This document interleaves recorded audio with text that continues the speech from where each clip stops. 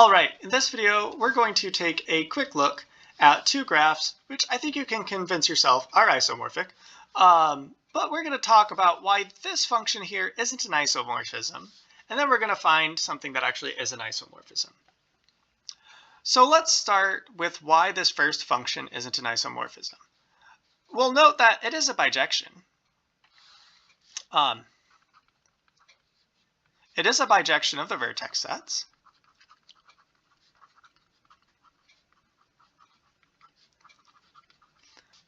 It maps each vertex to a unique vertex in H, and it does hit every vertex in H, so it is a bijection. But let's look, for instance, at the edge V1, V2 in G. The edge f of V1, f of V2, I ask myself, is that in H? Well, f of V1, f of V2 is going to equal W1, W2, which is not an element of the edges of H. So, f doesn't preserve edges,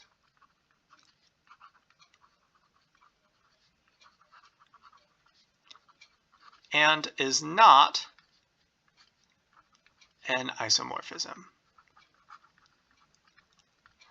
Here, I want to now find an isomorphism, and maybe the best way to do that is to kind of think of H being all stretched out.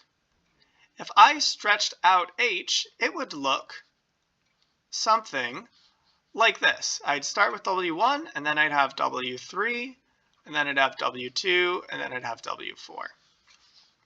And that kind of tells me how I would draw my automorphism. Let's choose a different color here. Let's do blue. So I'm going to send V1 to W1, V2 to W3, V3 to W2, and V4 to W4.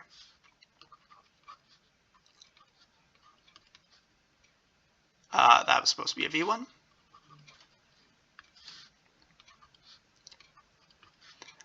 G of V2 equals W3, G of V3 equals W2, and G of V4 equals W4.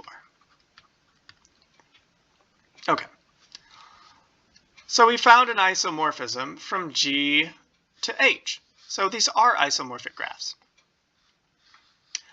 Lastly, we're going to ask the kind of difficult question.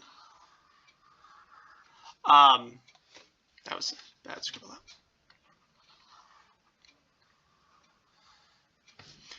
We're going to find a bijection from G to itself that isn't an automorphism. So it's not going to preserve edges. And really all we need to do, we'll call it H, all we need to do is pick our favorite edge. So let's say V1, V2. And then this is an automorphism, so it's mapping from G to itself, from its vertex set to itself. And I'm going to map those to two vertices that aren't adjacent. In fact, I'll even be nice, and I'm going to map V1 to itself. But I'm going to map V2 to V3 instead. And then we can go ahead and fill in the others as we'd like. V3 will map to V2, and H of V4 will map to V4. And we see, let's use our definition. It is a bijection.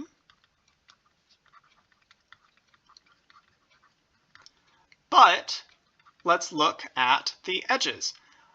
V1, V2 is an edge of V of G, or is an edge of G. But H of V1, H of V2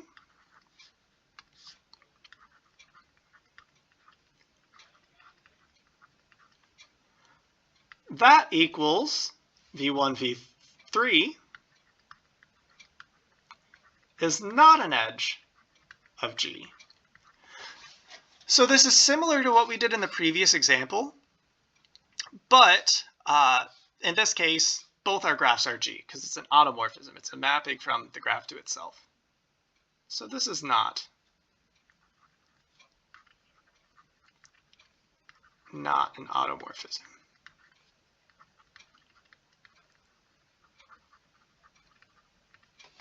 And that's really it.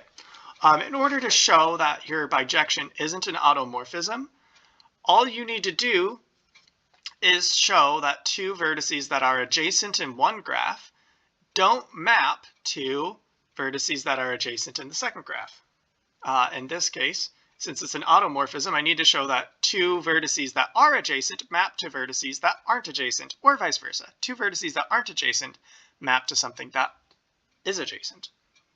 Because we do want an if and only if there. So there is a quick example of a bijection that isn't an automorphism, and also, as we saw here, another bijection that's not an isomorphism, and then here, an isomorphism. So we did all the different things.